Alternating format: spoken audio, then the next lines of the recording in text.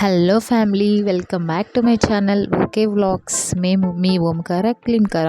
చాలా రోజుల తర్వాత నా స్టైల్లో నేను ఎలా పాస్తా చేస్తానో మీతో షేర్ చేసుకోవాలనుకుంటున్నాను. అందులో నేనేమి ఇంగ్రీడియంట్స్ యూస్ చేస్తానో, నేను ఏ ప్రాసెస్లో చేస్తానో మీరు కూడా చూసేయండి. నేనైతే ఇక్కడ 2 టైప్స్ పాస్తా తీసుకున్నాను. నాకు ఇలా డిఫరెంట్గా ఉంటే నచ్చుతుందండి. ముందుగా ఇలా బౌల్లో 2 టైప్స్ పాస్తా తీసుకొని అందులో తగినన్ని వాటర్ యాడ్ చేసుకొని కొంచెం సాల్ట్, కొంచెం ఆయిల్ వేస్తే అతుక్కోకుండా ఉంటుందండి. ఇవన్నీ యాడ్ చేసుకొని స్టవ్ మీద పెట్టుకొని బాయిల్ చేసుకోవాలి. ఇంకొక స్టవ్ మీద కళాయి పెట్టుకొని అది హీట్ అయిన తర్వాత అందులో కొంచెం ఆయిల్ యాడ్ చేసుకొని, ఇక్కడ మీరు ఆయిల్ మేమైతే తక్కువ యూజ్ చేస్తామండి. Oil home made oil use చేస్తాము. తగినంత ఆయిల్ యూజ్ చేసుకొని అందులో మనం ఆల్రెడీ వెజిటేబుల్స్ కట్ చేసి పెట్టుకుంటాం కదా, ఆనియన్, టమాటో, పచ్చిమిర్చి, ఇంకా ఏమైనా వెజిటేబుల్స్ మీకు అందుబాటులో ఉంటే అవి కూడా యాడ్ చేసుకోండి. చూస్తారు కదా, అన్నీ ఒకేసారి యాడ్ చేసి ఫ్రై చేసేసుకుంటున్నాను. ఇలా అది సిమ్లో పెట్టుకొని మాత్రమే ఫ్రై చేయాలండి. ఎందుకంటే హైలో పెడితే మనం ఫాస్ట్గా అయిపోతుందేమో అని చెప్పి హైలో పెడతాము, అదేమో మాడిపోతుంది, టేస్ట్ కూడా చేంజ్ అయిపోతుంది. సో నేనైతే సిమ్లో పెట్టుకొని మాత్రమే ఫ్రై చేసుకోమని చెప్తాను అందరికీ. గరిటెతో అలా ఒకసారి తిప్పేసుకున్న తర్వాత అందులో తగినంత పసుపు, ఉప్పు యాడ్ చేసుకొని మళ్ళీ మెల్లగా అలా గరిటెతో తిప్పుకుంటూ ఉండాలి.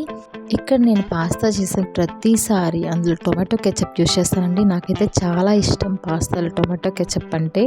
మీరు కూడా ట్రై చేయండి, చాలా బాగుంటుంది. ఇక్కడ నా స్టైల్ పాస్తా అని నేను ఎందుకని చెప్పానంటే, చూడండి, మనం వైట్ సాస్ పాస్తా చేసుకున్నప్పుడు మైదా పిండి అండ్ పాలు యూజ్ చేస్తారు. నేనైతే ఇక్కడ మైదా పిండి అంత సేఫ్ కాదని చెప్పి గోధుమ పిండి పాలని యూజ్ చేస్తానండి. నేనైతే ఇలా చేస్తాను, మీరు కూడా ట్రై చేసి చూడండి ఒకసారి, చాలా బాగుంటుంది. గోధుమ పిండి కూడా ఇలా ఉండలు లేపుకుంటూ పాలు యాడ్ చేసుకుంటూ ఆ గోధుమ పిండిని కలుపుకొని పక్కన పెట్టుకోవాలన్నమాట. ఈలోపు మనం ఇందాక ఫ్రై చేసుకుంటూ ఉన్నాం కదా, అది కూడా ఫ్రై అయిపోయింది, ఆల్మోస్ట్ అయిపోయింది.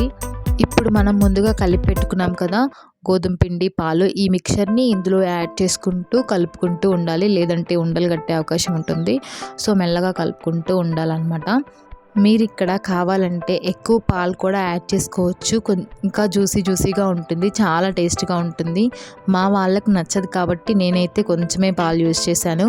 ఆ తర్వాత మిరియాల పొడి ఉంటే యాడ్ చేసుకోండి. ఇది కంప్లీట్గా ఆప్షనల్ అండి, మీ ఇష్టం, ఉంటే యాడ్ చేసుకోండి, లేదంటే లేదు. నేనైతే ప్రతి దాంట్లో మిరియాలు యూజ్ చేస్తాను. ఆ తర్వాత మనం బాయిల్ చేసి పెట్టుకున్నాం కదా పాస్తాని మెల్లగా దాంట్లో ఈ మిక్చర్లో యాడ్ చేసుకోవడమే, ఇంకా అయిపోయింది. చూసేసారు కదా, మొత్తం పాస్తాని అందులో యాడ్ చేసేసుకొని మెల్లగా మనం చేసిన మిక్చర్ అంతా ఈ పాస్తాకి పట్టేలాగా మెల్లగా కలుపుకుంటూ ఉండాలి, లేదంటే ఆ పాస్తా చిదురైపోయే అవకాశం ఉంటుంది. సో మెల్లగా కలుపుకుంటూ ఉండాలి. చూసారు కదా, నేనైతే పాస్తా ప్రతిసారి ఇలాగే చేస్తానండి. మా వాళ్ళైతే చాలా ఇష్టంగా తింటారు. కొంచెం జీరా పౌడర్ కూడా వేసుకోండి. ఇవి ఎందుకు చెప్పానంటే డైజెషన్కి చాలా మంచిదండి, జీరా పౌడర్, మిరియాల పొడి ఇవన్నీను. సో మీకు నా స్టైల్ పాస్తా నచ్చితే మీరు కూడా ట్రై చేసి ఎలా ఉందో కామెంట్స్లో చెప్పండి. Thank you friends.